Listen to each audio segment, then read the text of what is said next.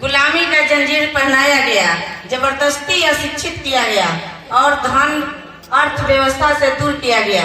तो हम सभी जब पढ़े लिखे थोड़ा जागरूक हुए तो हम सबको अपना अधिकार, मौलिक अधिकार क्या है इसे समझना चाहिए। और समझने के लिए जब हम सब बैठे हैं तो इसको समझना चाहिए। और सबसे पहले गिरी स्वामी सभी दास जी अध्यक्षता कर रहे हैं, हमारे रमन जी पूर्व प्रमुख भी है। हमें लगता है कि इनसे कहीं परिचय है। जी जी, तो मैं यही कहूँगी कि हम सबको चेतन शक्ति है तो हमें समझना चाहिए। और सतयुग कलयुग द्वापर थी, उस समय तो महिलाओं को, विधवा महिला को बिक्री किया जाता था मंडी में, तो वैसा स्थिति नहीं आना चाहिए। और जो कलयुग में इंसान जो करना चाहे वो कर सकता है। बाबा साहब ने कहा था कि एक कलम में वो ताकत है जो 1000 तलवार नहीं कर सकती है। लेकिन हम सबको अभी तक ये समझ ही नहीं आया कि मेरा कर्तव्य क्या है। कलम से ही कर्तव्य होता है। शिक्षा वो पहली सीढ़ी है जिससे समझने की क्षमता मिलती है। हम सब शिक्षित जब हुए हैं, बाबा साहब के देन है, जो संविधान का देन है कि हम लोगों को शिक्षा का अधिकार मिला। नहीं तो शिक्षा के बारे में सुनने पर या सत्संग के बारे में सुनने पर हम सब को कान में शीशा पिघला दिया जाता था और जीभ काट लिया जाता था।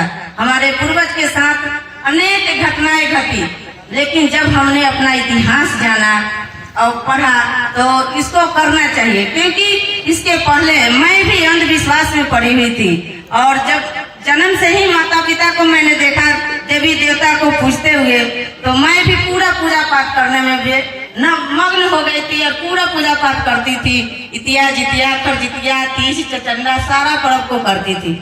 लेकिन तीज के दिन हमारे पति भी सहयोग करके लाउड स्पीकर इसी तरह लगा करके रात भर जागरण, उसमें जागना पड़ता है महिला लोगों को, तो जागरण करवाते थे। और हम भी जाग कर, तो सभी लोग टीवी देखते थे, लेकिन हम जाते थे भगवान की खोज में कि भगवान कहीं किधरों से आ न जाए।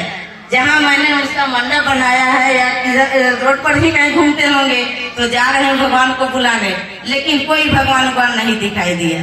तब जब भगवान ही नहीं है तो दिखाई क्या देगा? वो तो मन की भावना है जो भगवान को बनाया गया था।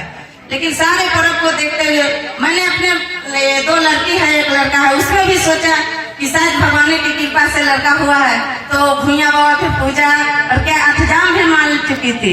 लेकिन जब मुझे वाम से भारतीय मूल निवासी जैसे बैनर मिला और दिलीप बाबू का देन है कि हम लोग हाजीपुर से ही लौट रहे थे, तो रास्ते में 2013 में जब हमने देखा कि ये सांस्कृतिक मंच लगा हुआ है और विद्वानों की सभा लगा हुआ है, तो मुझे वहाँ की बात सुनने के बाद लगा कि नहीं, ये विद्वान की सभा है और इसी चीज के खोज में हम लोग सारे देवी देवता और भगवान को पूज रहे हैं। नहीं तो ये ब्रह्म स्थान है, ठीक है, इस जगह मैं अपमान नहीं करती, जिनको श्रद्धा है वो करे, लेकिन तर्क जरूर करे कि ये ब्रह्म बाबा पर हम लोग जो देते हैं वो लेते हैं।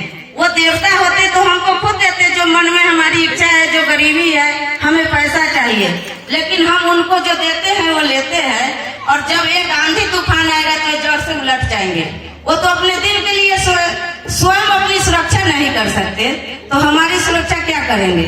लेकिन हम सब उनको फूल माला, धूप अगरबत्ती, जो भी घूस देना होता है देते हैं, लेकिन बदले में हमको कोई रसीद पुर्जा नहीं हो देते और ना कुछ मिलता है। लेकिन हमारी संतुष्टि एक होती है कि हाँ मैंने किया, ठीक है, कोई बात नहीं है, करना गुनाह नहीं है, लेकिन हमें तर्क भी करना है कि भगवान हमें नहीं देता। भय से भगवान बना है, भ से भूमि, ग से गगन, न से नीर, व से वायु, इसी 5 चीजों से भगवान को बनाया। और भगवान बनाने वाला बहुत सातिर, बहुत विद्वान। आज हम लोग कितना हूँ पढ़ लिख लिए, वैज्ञानिक युग है, लेकिन इससे भी वैज्ञानिक युग वाला वो सतयुग में जो मनुवादी व्यवस्था को बनाने वाला है, बहुत 4G नहीं, 7G नहीं, वो 10G वाला दिमाग वाला था।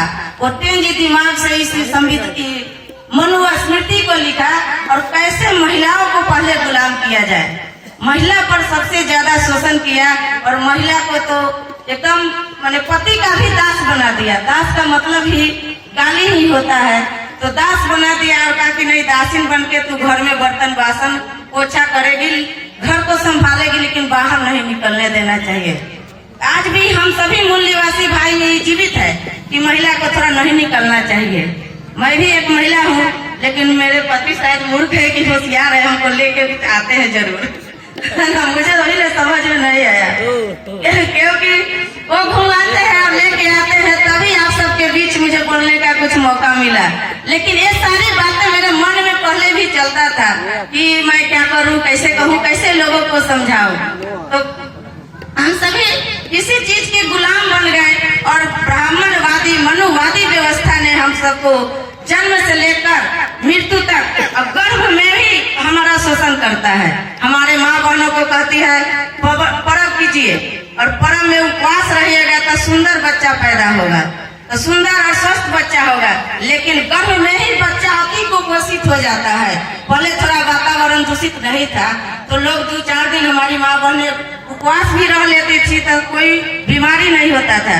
लेकिन आज जैसे गर्भवती माँ है और छठ पर्व की और छठ को नहा खाए की सजे अर्घ किया और परना के दिन जो पड़ी तो कितने माँ बहन का हमारे यहाँ फोन आया क्या रे तबीयत खराब है, उससे हमारा समझनियों की तबीयत खराब हो गई और समझे सब कहे कि आने दीजिए बच्ची को जो तबीयत खराब है। हम कहे कि ऐसा नहीं होगा, वो परना के दिन पड़े है तो पड़े रहने दीजिए, बैसाख में जाएगी हमारी बच्ची। इसलिए कि पर्व त्योहार में कोई जस ही नहीं है, भगवान ही नहीं है, तो बीमार कैसे पड़ गए। अगर जस भगवान होता तो बीमार नहीं होती। तो इसी तरह का है पूजा पाठ भी है, पू से पूरा, ज से जानकारी और प से अंधकार से प्रकाश की ओर लाना, भू से अंधकार है और रूह से प्रकाश है। तो ही लिखा है, मनुष्य ने लिखा है। वो बहुत चतुर और समझे कि वो अपने बारे में विद्वान था और वो अपने संतान को, अगली पीढ़ी को कैसे हमारा संतान रहेगा, उसी तरह के वो अपना मनुस्मृति लिखा और हम सबको गुलाम बनाया। तो इस मनुस्मृति के खंडन करने के लिए महामानव हमारे महात्मा बुद्ध, गौतम बुद्ध, ये संत कबीर साहब, जिस समय पढ़ने की अधिकार नहीं थी उस समय हमारे संत कबीर साहब ने लोगों को इसी तरह के सभा लगाकर और समझाते थे और बताते थे कि हे मानव समझ जाओ। तो उस समय में भी उनको कहता था कि कबीर साहब की उल्टा बानी बरसे कंबल भीजे पानी। तो कबीर साहब की उल्टा बानी नहीं था, लेकिन लोगों को उल्टा लगता था। जैसे मूल निवासी संगठन कहता है तो लोगों को उल्टा लगता है, लेकिन बात तो सत्य है।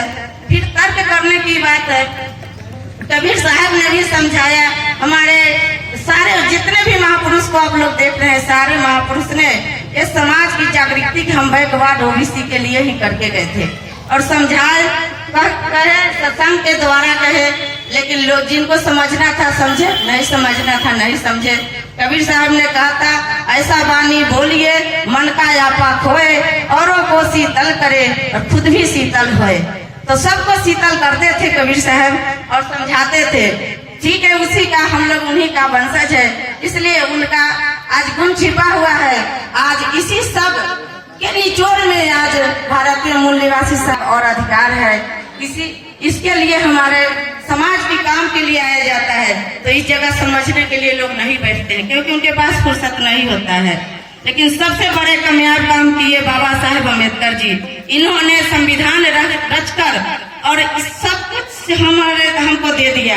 ये महिला को बैठने का अधिकार नहीं था कुर्सी पर, लेकिन हमारी माता बहने को आज अधिकार दिया जाता है।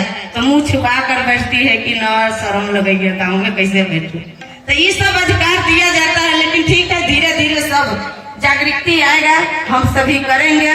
तो कहते आया है सो जाएगा, राजा रंग फकीर, एक सिंहासन चढ़ चले, दूजे को लगे जंजीर, दूजे को लगे जंजीर। क्योंकि इंसान एक चोर है, एक इंसान है जो इंसानी वाला संगत किए, इंसानी बात किए। और भाई साहब असरफी दास जी के भाई साहब का देहांत हुआ है, तो इन्होंने सिंहासन पर बैठे हुए हैं और इनको सिंहासन पर बैठकर असरफी दास जी इनको ये सम्मान जो दे रहे हैं, ये बहुत बड़े विद्वान का काम कर रहे हैं। ऐसे मंत्री जी को भी नहीं मिलता है सम्मान सब। तो ऐसा काम किए हैं, इनको जितना भी धन्यवाद किया जाए ये वीर पुरुष ही कर सकता है। इसका बहुत बात है, इसलिए हम सबको एक होना चाहिए। और ये संगठन का मेन उद्देश्य यही है कि हम सब अपने आप में जागृति हो, दूसरे का शोषण न हो और ब्राह्मणवादी व्यवस्था जाति पाति में बांटकर हम सबको अलग कर दिया गया था। क्योंकि जाति तो जानवर में होता है, बैल गाय भैंस बकरी भेड़, इस सब के पैर का निशान होता है, लेकिन मनुष्य जब चलेंगे तो उसके निशान एक ही होता है। वहाँ पर कोई भी चलेगा तो लगेगा कि नहीं एक ही मनुष्य क्या है, पूछने से पता चलता है कि जाति, और जाति भी उन्हीं लोग का बनाया हुआ है। क्योंकि कभी हम सब एकत्रित न हो सके, अगर एक जगह बैठेंगे बात करेंगे तो हम सभी विद्वान हो जाएंगे और सत्ता में भी जाएंगे। मेन उनका उद्देश्य है कि आर्थिक शैक्षणिक और राजनीतिक में नहीं जाए, तो राजनीतिक सबसे बड़ी उनका हथियार है। और राजनीतिक में सब कुछ हमको भगवान से नहीं मिलने वाला है, जो कुछ भी मिलना है हमें संविधान से मिलना है।